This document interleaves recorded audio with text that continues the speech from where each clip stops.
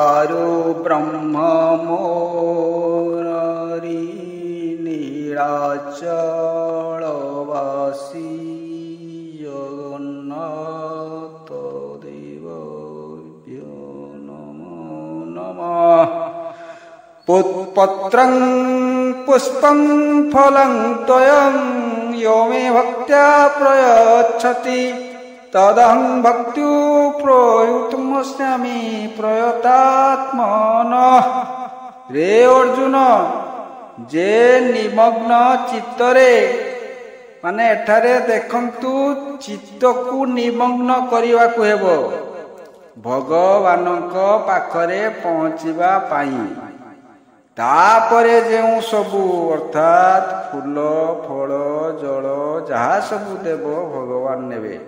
ଏଠାରେ ଫୁଲ ଫଳ ଜଳ ଅର୍ପଣକୁ ବୁଝାଉଛି, ଆଉ ଗ୍ରହଣ କରିବେ ଭଗବାନ।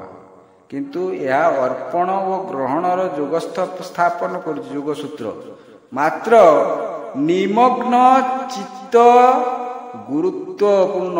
ନିମଗ୍ନ ଚିତ୍ତ, ଏଇଟା ନିମଗ୍ନ ଚିତ୍ତଟା ଗୁରୁତ୍ୱପୂର୍ଣ୍ଣ ବହନ କରୁଛି। କାହିଁକି ଏସବୁ କରିବାକୁ ପଡ଼ିବ? ଆପଣ ଯେତେବେଳେ ଛୁଆକୁ ଖଡ଼ି ଛୁଆ କରନ୍ତି, 3ଟି ଶୂନ ପକାନ୍ତି, ସେ ଶୂନର ଅର୍ଥକୁ ଆମେ ଯିବାନି, କିନ୍ତୁ କିଛି କରନ୍ତି ତ। ତେଣୁ ଏଠାରେ କର୍ମ ଓ ଆକୃତି ଉପରେ ଗୁରୁତ୍ୱ ଦିଆଯାଉଛି। ପିଲା ପାଇଁ ପ୍ରଥମେ କେଉଁ ବହି ଆଣନ୍ତି? ଛବି ବହି ଆଣନ୍ତି ନା? କାରଣ ଛବିକୁ ଦେଖି ଛବିର ଗୁଣ ଓ ଗୁରୁତ୍ୱ ବିଷୟରେ ପିଲା ଅବଗତ ହେବ। ତେଣୁ ମୂର୍ତ୍ତି ପୂଜା ହେଉଛି ପ୍ରଥମ ଶ୍ରେଣୀର ଛବି ବହି ପାଠ, ଯାହା ଭକ୍ତି ଯୁଗର ମୂଳଦୁଆ। ଯେଉଁ ଛବି ହିଁ ପାଠ ପଢ଼ା ଜୀବନର ଶେଷ ପର୍ଯ୍ୟନ୍ତ ରହିଥାଏ। ମୂର୍ତ୍ତି ପୂଜା ଭକ୍ତି ମାର୍ଗର ରାସ୍ତା ଦେଖାଏ। ଏହା ଅତି ସହଜ ଓ ଅତି ଉତ୍ତମ। ଭୂମିର ପୂର୍ଣ୍ଣଲୋ ବାୟୁଂ ମନୋ ବୁଦ୍ଧିରେବ ଚ ଅହଙ୍କାର ଇତ୍ୟଂ ମେ ଭିନ୍ନା ପ୍ରକୃତିର ଷ୍ଠଦା। ରେ ଅର୍ଜୁନ, ମୋର ଅପରା ପ୍ରକୃତିର ଭୂମି ଜଳ ଅଗ୍ନି ବାୟୁ ଓ ଆକାଶ ଯାଉଛି। ଏହା ମାଧ୍ୟମରେ ମନକୁ ସାଧନ କର। ଶୁଦ୍ଧ ଚିତ୍ତରେ ବୁଦ୍ଧି ଲଗାଅ ଓ ଅହଙ୍କାରକୁ ଦମନ କର। ଭୂମି ଅର୍ଥାତ୍ ପଥରର ଯେଉଁ ମୂର୍ତ୍ତି କରୁ, ତାହା ମୋର ଜଡ଼ ପ୍ରକୃତି। ତୋର ପୂଜ୍ୟ କାହିଁକି? ନା ତୋର ଜନ୍ମ ଜଡ଼ ପ୍ରକୃତିରୁ ହୋଇଛି। ଭୂମି ଜଳ ବାୟୁ ଅଗ୍ନି ଓ ଆକାଶରୁ, ଏହି ପଞ୍ଚଭୂତରୁ ତୋର ଜନ୍ମ। ମୋର ଜଡ଼ ପ୍ରକୃତି ତୋର ପିତୃଲୋକ ସଦୃଶ୍ୟ, ପିତା ସଦୃଶ୍ୟ। ପିତୃଲୋକର ଲାଭ ପ୍ରାପ୍ତି ଅଛି। ଏହି ପୈତୃକ ପୂଜାରେ ଭକ୍ତି ଭାବ ଜାଗ୍ରତ କରି ଭକ୍ତି ଯୁଗ ମାଧ୍ୟମରେ ମୋ ପାଖରେ ପହଞ୍ଚି ପାରିବୁ। ଏହା ତତେ ହିଁ କରିବାକୁ ପଡ଼ିବ। ନିଜକୁ କରିବାକୁ ପଡ଼ିବ। ଅନ୍ୟ ଦ୍ୱାରା କଲେ କିଛି ଫଳ ପାଇବୁ ନାହିଁ। ନିଜେ ନ ମଲେ ଯମର ଭେଟ ନାହିଁ। ନିଜକୁ ଖୋଜିବାକୁ ପଡ଼ିବ। ଖୋଜିଲେ ପାଇବୁ ନିଧନ ସଂଖାଳି ମୋର ଦରିଦ୍ର ପସରା। ଅନ୍ଧ ଲଉଡ଼ିବାବୁରେ ହୃଦରତ୍ନ ହାରା ମକଳା ମାଣିକରେ। ଅନ୍ଧକୁ ବାଡ଼ି ଯେପରି, ଭକ୍ତି ମାର୍ଗକୁ ମୂର୍ତ୍ତି ପୂଜା ସେହିପରି। ମା ଯଶୋଦା ପାଖରେ କୃଷ୍ଣ ଥିବାରୁ ମାତୃତ୍ୱ ଜାଗି ଉଠିଥିଲା। ମା ଯଶୋଦା କୃଷ୍ଣକୁ ଅନ୍ଧର ବାଡ଼ି ପରି ମହତ୍ୱ ଦେଉଛନ୍ତି। ବାଡ଼ି ନଥିଲେ ଅନ୍ଧ ଯେପରି ବାଟବଣା ହୋଇଯାଏ, ମୂର୍ତ୍ତି ପୂଜା ନ କଲେ ଭକ୍ତି ଯୁଗର ମାର୍ଗ ବଣା ହେବାକୁ ପଡ଼େ। ଆପଣ ସିଡ଼ିକୁ ଦେଖନ୍ତୁ। ସିଡ଼ିକୁ ଆପଣ ତିଆରି କଲେ, ତା ଉପରେ ଚଢ଼ି ଆପଣ ଆପଣଙ୍କର କାମ ପୂରଣ କଲେ। ସିଡ଼ିକୁ ଏଠାରେ କିଛି ମିଳେ ନାହିଁ। ଆପଣଙ୍କୁ ଆପଣଙ୍କର କାମ ହାସଲ ହୁଏ। ସିଡ଼ି ରୂପକ ମୂର୍ତ୍ତି କରି ପୂଜା ରୂପକ କାମ କଲେ ପାହାଚ ପାହାଚ ଉପରକୁ ଉଠି ଭକ୍ତି ମାର୍ଗର ଶିଖରରେ ପହଞ୍ଚି ପାରିବେ। ନାସ୍ତିକମାନଙ୍କର ଯୁକ୍ତି ଥାଏ, ପଥରକୁ ପୂଜା କଲେ କ'ଣ ମିଳିବ? ପଥରକୁ ପୂଜା ନ କରି ବାପା ମାଙ୍କର ପୂଜା ବା ସେବା କର। ଆପଣ କହିଲେ ଆପଣଙ୍କୁ ଅନ୍ନ ରୂପକ ଭାତ ଦେଲେ ଆପଣ କ'ଣ ଖାଇପାରିବେ? ନା ଖାଇ ସୁସ୍ଥ ରହିପାରିବେ? ତେଣୁ ଭାତ ସହିତ ତିଅଣ ଦରକାର, ରୁଟି ସହିତ ଭଜା ଦରକାର। ବାପା ମାଙ୍କର ସେବା ସହିତ ମୂର୍ତ୍ତି ପୂଜା ବା ପୂଜା ଆରାଧନା ଭକ୍ତି ଯୁଗ ଦରକାର ଅଛି।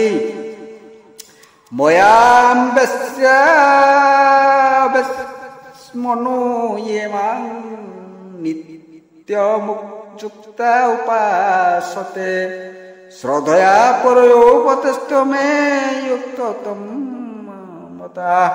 ରେ ଅର୍ଜୁନ, ମୋ ଠାରେ ଯିଏ ଚିତ୍ତ ନିବେଶ କରି ନିତ୍ୟ ନିରନ୍ତର ମୋ ଠାରେ ସଂଲଗ୍ନ ହୋଇ ପରମ ଶ୍ରଦ୍ଧ ସମ୍ପନ୍ନ ହୋଇ ମୋର ଉପାସନା କରନ୍ତି, ଶ୍ରଦ୍ଧାର ସହିତ ଶ୍ରଦ୍ଧେୟ ସହିତ ଭଗବାନଙ୍କୁ ଯୋଡ଼ି ସେମାନେ ହିଁ ଶ୍ରେଷ୍ଠ ଯୋଗୀ।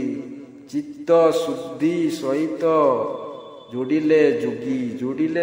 ତେଣୁ ଯେଉଁମାନଙ୍କର କ୍ଷମତା ଅଛି ମାନେ ପାଇଛନ୍ତି ଯେ ସେମାନେ ଭଗବାନଙ୍କର ସ୍ୱଗୁଣକୁ ଚିତ୍ତରେ ଧାରଣ କରିପାରିବେ, ସେମାନେ ମୂର୍ତ୍ତି ପୂଜା ନ କରି ନିରାକାର ବ୍ରହ୍ମ ମାଧ୍ୟମରେ ମୋର ପ୍ରାପ୍ତି ହେବେ। ତାଙ୍କର ପ୍ରାଥମିକ ପଢ଼ାର ଆବଶ୍ୟକତା ନାହିଁ, ମହାବିଦ୍ୟାଳୟରେ ପଢ଼ିପାରିବେ। ଫେଲ୍ ହେଲେ ବା ବିଫଳତା ପାଇଲେ ତାଙ୍କର ଭାଗ୍ୟ।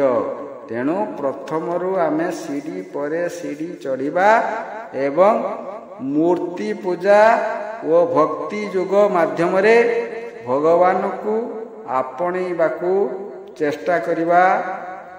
ଏହି ଭକ୍ତି ପାଇଁ ଭାବ ଦରକାର।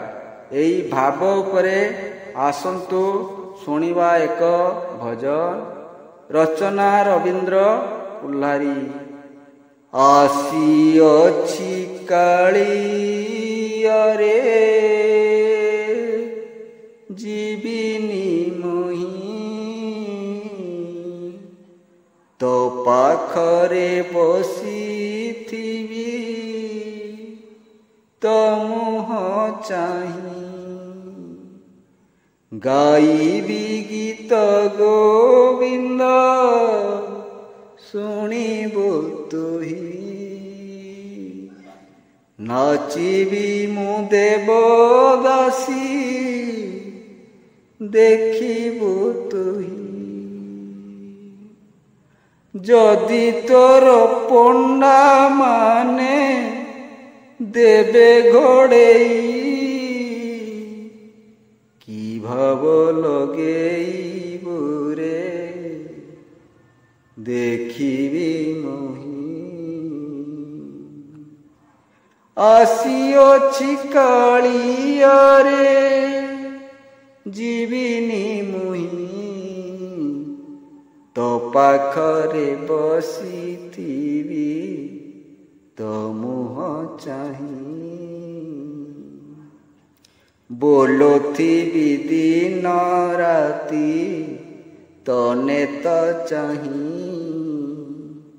ମାଗୁଥିବି ଖାଇବାକୁ ଭୋକରେ ମୁହିଁ। ଯଦି ତୋର ପଣ୍ଡା ମାନେ ଦେବେ ବାଡ଼େଇ, କି ଭାବ ଲଗେଇବୁ ରେ ଦେଖିବି ମୁହିଁ। ଆସିଅଛି କାଳିଆରେ ଯିବିନି ମୁହିଁ, ତୋ ପାଖରେ ବସିଥିବି ତୋ ମୁହଁ ଚାହିଁ,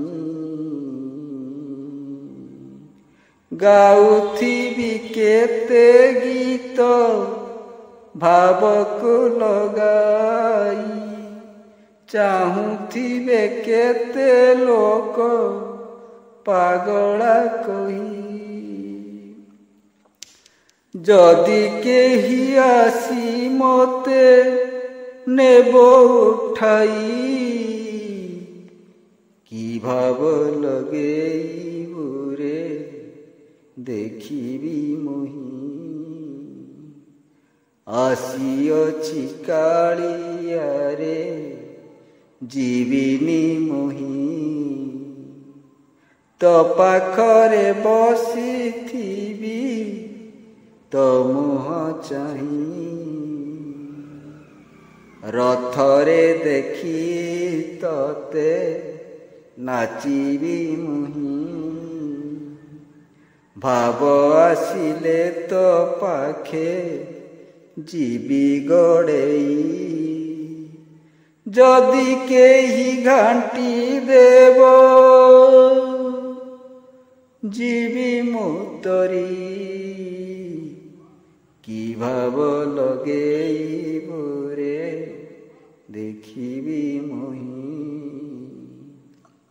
ଆସିଅଛି କାଳିଆରେ ଯିବିନି ମୁହିଁ। ତୋ ପାଖରେ ବସିଥିବି ତୋ ମୁହଁ ଚାହିଁ। ଜୟ ଜଗନ୍ନାଥ।